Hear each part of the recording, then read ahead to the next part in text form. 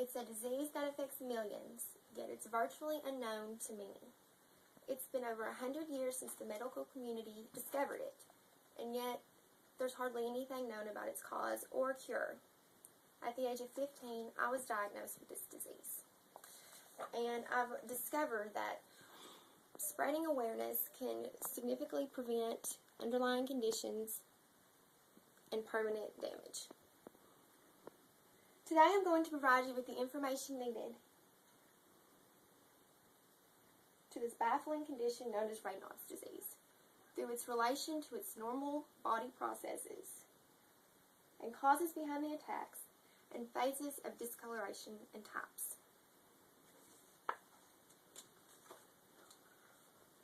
Let's begin by looking at the defining background behind this dramatization.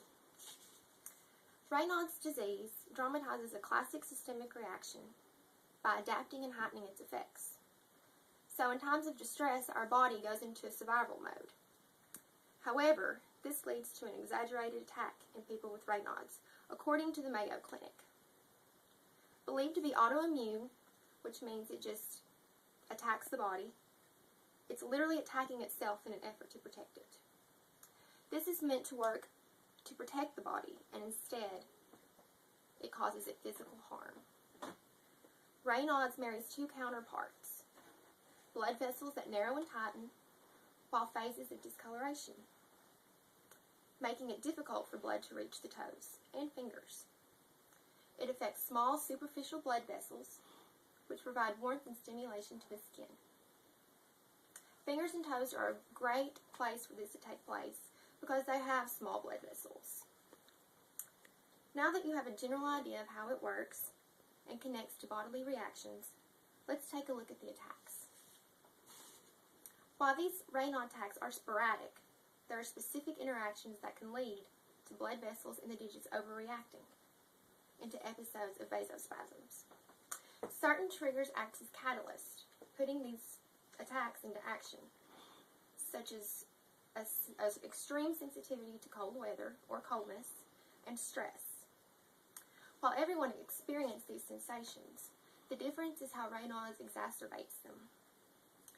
It's more than simply being cold and stressed out.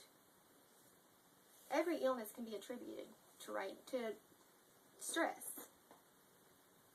but sometimes the tension is felt literally in the muscles, which has a sympathetic influence on the blood vessels. In other words, they constrict. It's as if you're experiencing an allergic reaction to cold or stress. I've experienced these frequent attacks, especially in the classroom setting, which leads me to believe that becoming anxious or stressed out is the main causative factor of my attacks. One of the key factors in implementing these attacks is the vasospasms. This means blood vessels constrict. Instead of remain open and fluid, they tighten and diminish the blood supply to the areas, such as the fingers and toes. These spasms, of course, cause a temporary diminishing, and they can last from several minutes to several hours. Mine usually last a few minutes, and they can be very uncomfortable. Although they rarely cause tissue damage, they can provide permanent blood vessel damage. Since we've examined the Raynaud's attacks, it's time to now look at the phases of discoloration. During an attack, a three-color phase is characteristic of Raynaud's. The small arteries block, and that's what diminishes. It diminishes the blood supply, which is resulting in a white. Next, due to the continued absence, they become blue. This was the color that my fingers expressed whenever it started. It was kind of shocking to look down and see your fingers that are blue. And then, ending in a local flushing of red pigmentation, the blood returns and it results in a red, and swelling occurs from this as well. And although those three colors are the typical classic characteristics of Raynaud's, from my experience and everyone else's, it can usually be white or blue. While we've established these color sequences is important, so are the types. Let's move on and to classify these. Taking on further identities, they can be classified as occurring alone or accompanying other medical conditions. Primary Raynaud's is not associated with anything else. It's just on its own, and it doesn't have any other medical conditions. It's the mildest type with less complications, and this is the type that I have. Secondary Raynaud's is also called Raynaud's phenomenon, and it has more complications. It's more serious.